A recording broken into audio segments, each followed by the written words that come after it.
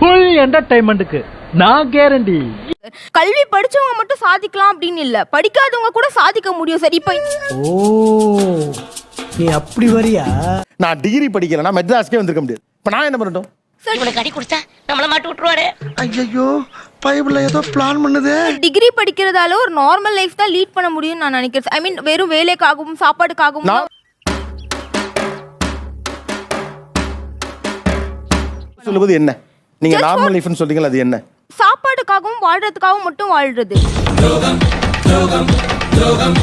இருக்குல்ல, அதுவே நிறைய பேருக்கு ப்ரிவிலேஜ் லைஃப்மா.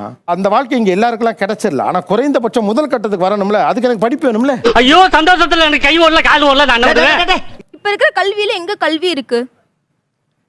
சரி, உங்களுக்கு என்ன வேணும்னு சொல்லுங்களேன், ஏற்பாடு பண்ணுவோம். நிதி கண்டுட்டாளையா, சூச்சமத்தை கண்டுட்டாளே. நிதி கொடுத்தாதான் நீதியே கிடைக்குது. காசு ஏமா நீ ரொம்ப நல்லா பேச்சு போட்டி பேசிட்டு அது மாதிரிலாம் பேசிட்டு இருக்கமா, நீ ஏன் நல்லா மனசுல இருந்து பேசுமா?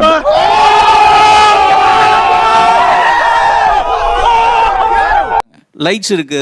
பசியோட இருக்கிறவனுக்கு பழைய சோறு கூட பிரியாணி மாதிரி தான் சார் தெரியும். எதுக்காக? ஏன் இப்படி செஞ்ச? இருக்கவனுக்கு பழைய சோறு பிரியாணி மாதிரி தெரியும். ஆமா, பசியோட தான் இருக்கான். பட் அவங்க எதிர்பார்க்கறது பிரியாணி, அது அவங்க குடுக்கறது இல்லையே.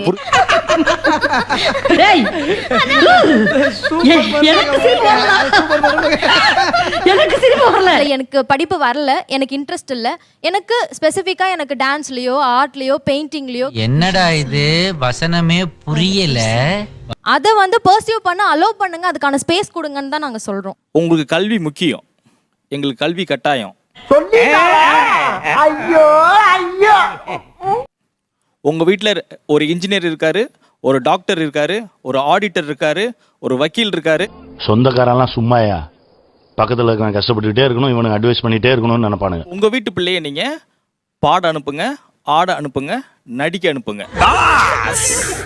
சபாஸ் மாமா சபாஸ். எங்க வீட்டுல ஒரு டாக்டர் எங்களுக்கு கட்டாயம் வேணும், ஒரு இன்ஜினியர் கட்டாயம் வேணும்.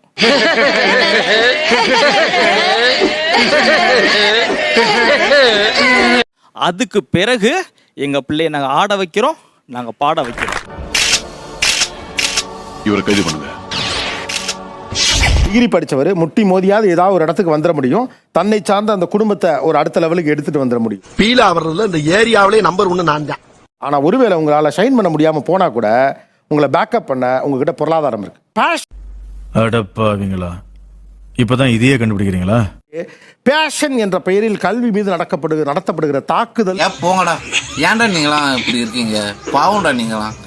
நெட்டு டேட்டா போட்டு எங்களை பார்த்துட்டு இருக்கீங்களாடா, யாரா நீங்களாம்? பேஷன் என்ற பெயரில் கல்வி மீது நடத்தப்படும் தாக்குதல். பேஷன் சொல்லும் போதே எனக்கு வந்து அச்ச உணர்வு தான் ஏற்படுது. உனக்கு என்னப்பா, நீ பைத்தியம். நீ என்ன வேணாலும் பேசலாம், நாங்க அப்படியா? நாங்க சரியா தான் பேசுறோம். ஏன்னா நான் வளர்ந்த காலகட்டம் இப்போ தானே 30 வயசு ஆகுது. இந்த பேஷன் பற்றிலாம் எங்கள் வீட்டில் பேசினதே இல்லை. கம்மியாக படித்தா நிறைய வேலை செய்யணும், கம்மி சம்பளம். நிறைய படித்தா அளவாக வேலை செய்யணும், நிறைய சம்பளம். ஏன்டா புலம்பிட்டே கிடக்குற இன்ஸ்டால ஏடப்பட்டவன? புலம்புற வேலையை விட்டு ஆகிற வேலையை போய் பாடுறா போட. சார் என்னோட ஃபேமிலி வந்துட்டு படிச்சவங்க சொன்னா கரெக்டா இருக்கும் அப்படின்னு நம்புற ஃபேமிலி. ஒரு பேசிக்கான எஜுகேஷன் இருக்கிற ஃபேமிலி தான். படிப்புன்னு இருந்ததால லவ் பண்றதுக்கு நேரம் போச்சு. நேரம் கிடைச்சா லவ்வையும் ஒரு கை பாப்போம்ல. கல்வி முறையை எதையுமே அப்டேட் பண்றதே இல்லைங்கிறது தான் வருத்தத்துக்குரிய விஷயம். டேய் செல்லங்களா, தங்கங்களா, வாய் திறந்துறாங்களா, வாய் திறந்துறாங்களா, வாய் திறந்துறாத, வாய் திறந்துறாத, நீ வாய் திறந்துறாத, கொன்றுவேன். எங்க குடும்பத்துல என்னை விட எல்லாரும் படிச்சவன், எல்லாம் சயின்ஸ். மிஸ்ஸஸ்லாம் கல்லூரியில பேராசிரியர், PhD.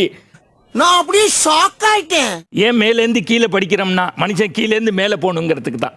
நான் கெட்டவன் தான்டா, ஆனா கொஞ்சம் கெட்டவன். கொஞ்சம் நல்லவன் தான்டா, ஆனா ரொம்ப நல்லவன் இல்லை, அவ்வளவுதான்.